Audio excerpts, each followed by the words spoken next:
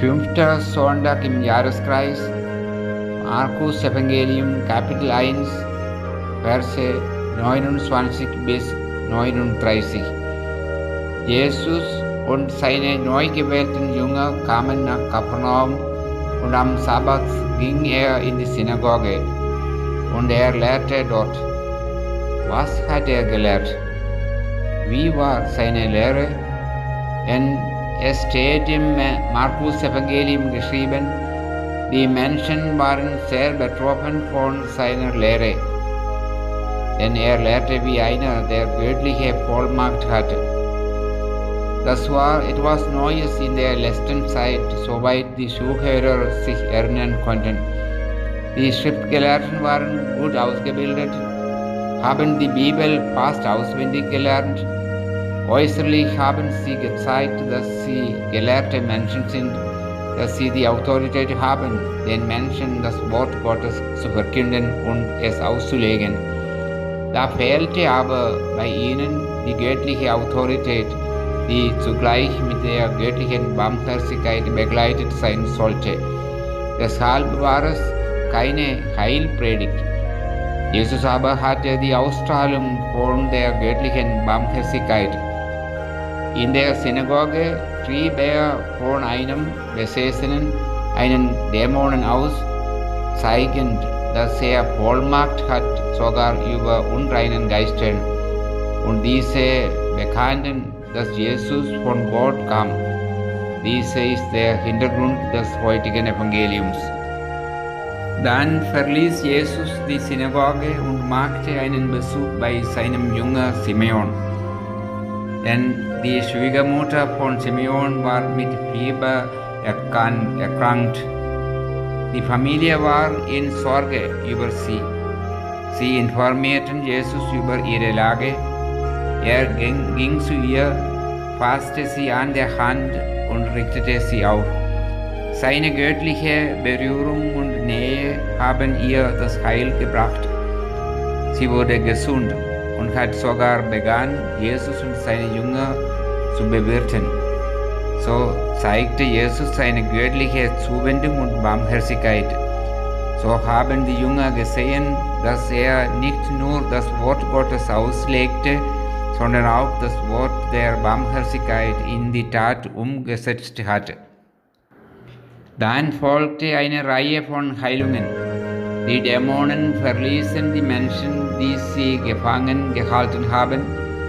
Das Wort der Verkündigung des Reiches Gottes und die Taten der göttlichen Barmherzigkeit.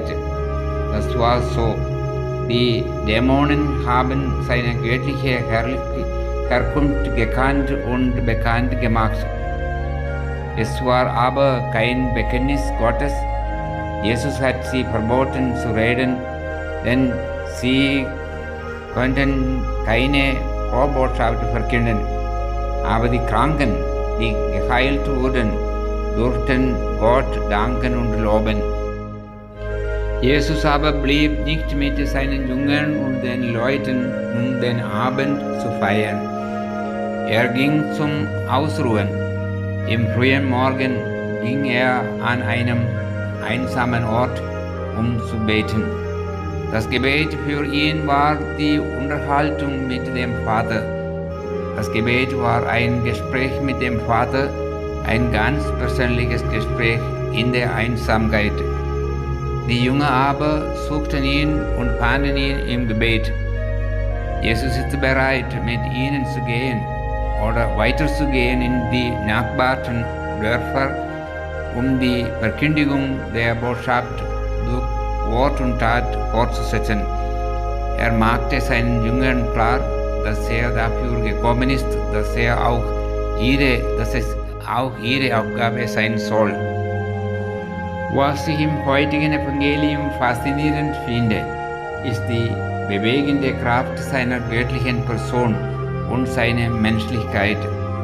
Er ist zu Hause mit allen Menschen, besonders mit seinen Jüngern, die eigentlich seine Freunde waren. Auch mit ihren Familien war er eng verbunden. In den Dörfern war er immer unter den Leuten. So wohnte er unter den Menschen.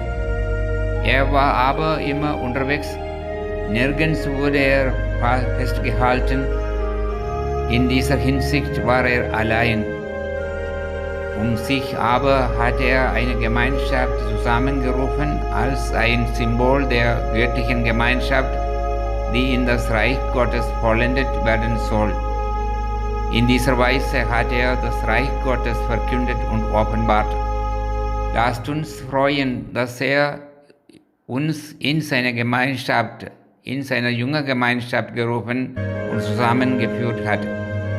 In dieser Stunde, in der Kirche oder zu Hause, wo wir uns befinden, ist Jesus mit uns.